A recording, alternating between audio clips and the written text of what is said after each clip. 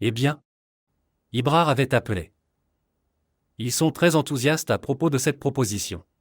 Ils demandaient la date des fiançailles. Mais nous n'en avons pas encore parlé à Rabel. Nous n'avons pas encore découvert son consentement, ni rencontré le garçon. Ce mariage ne peut avoir lieu sans le consentement de Rabel. Vous faites une chose, découvrez le consentement de Rabel aujourd'hui même. Mais je pense que s'il veut rencontrer Zin, c'est aussi son droit, tu comprends ça. Ok, j'appellerai Zin chez moi.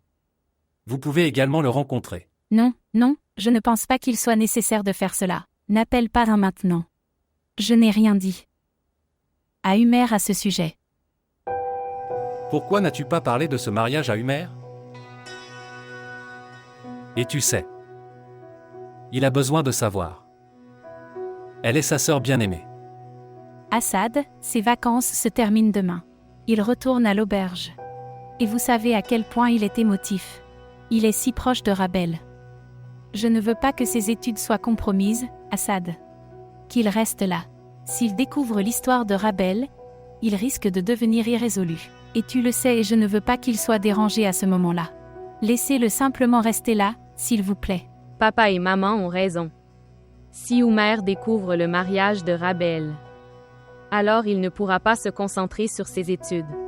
Vous voulez tous les deux dire que nous devrions arranger le mariage de Rabel sans le dire à Humer? Et tu le sais, si Humer l'apprend demain, il s'y opposera.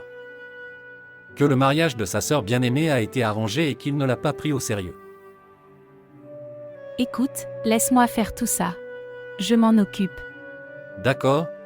Comme vous le souhaitez. Mais Humer, ne te plains pas à moi. Ok? Je vais partir maintenant. Vous pouvez demander à Rabel quelle est sa décision aujourd'hui. Pour que je puisse donner une réponse claire à Ibrahim. D'accord? Que Dieu vous bénisse.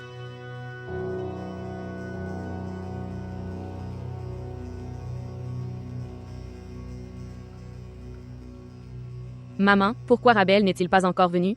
Cela fait 2 heures qu'il a terminé son service. Elle viendra. Où ira-t-elle? C'est sa maison. Maman. Je me demandais si Rabel avait entendu notre conversation hier soir. Peut-être qu'elle est contrariée.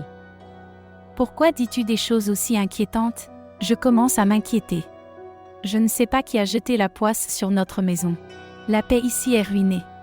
Maintenant, cette fille n'est pas venue et Humer est enfermé dans sa chambre. Et tu me racontes toutes ces bêtises.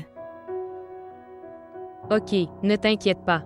Et laissez-moi m'occuper de cette affaire. Je m'en occupe. D'accord.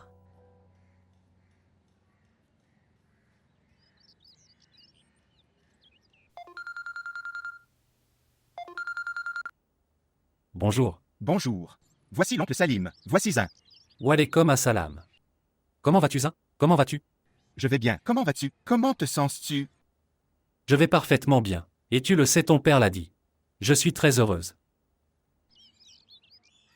Oncle, si ça ne te dérange pas, puis-je rencontrer Rabel? Qu'est-ce qu'il y a à penser? Tu es mon fils. Je veux que vous vous rencontriez tous les deux. Regardez-vous et appréciez-vous. Tu viens parfois le soir. Pas d'oncle. En fait, je veux la rencontrer à l'hôpital. J'espère que ça ne te dérange pas. D'accord. D'accord. Merci beaucoup mon oncle. Merci. Walaikum assalam.